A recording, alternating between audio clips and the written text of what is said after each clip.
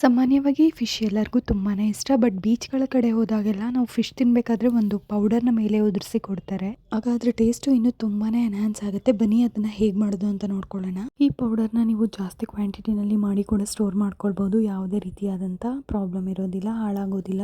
ಒಂದು ಪ್ಯಾನ್ ಇಟ್ಕೊಂಡು ಪ್ಯಾನ್ ಬಿಸಿ ಆದಮೇಲೆ 1 ಟೇಬಲ್ ಸ್ಪೂನ್ ಆಗೋಷ್ಟು ಜೀರಿಗೆ, ಮೆಣಸು, ಸೋಂಪು ಕಾಳುಗಳನ್ನು ಸೇರಿಸ್ಕೋಬೇಕು. ನಂತರ ಒಂದು 2.5 ಟೇಬಲ್ ಸ್ಪೂನ್ ಆಗೋಷ್ಟು ಧನಿಯಾ ಕಾಳುಗಳನ್ನು ಸೇರಿಸ್ಕೊತಾ ಇದ್ದೀನಿ. ನಂತರ ಇದನ್ನ ಸ್ವಲ್ಪ ಚೆನ್ನಾಗಿ ಫ್ರೈ ಮಾಡ್ಕೋಬೇಕು. ಲೋ ಫ್ಲೇಮಲ್ಲಿ ಇಟ್ಕೊಂಡೆ ಫ್ರೈ ಮಾಡ್ಕೊಳ್ಳಿ, ಇಲ್ಲಾಂದರೆ ಸೀದೋಗ್ಬಿಡುತ್ತೆ.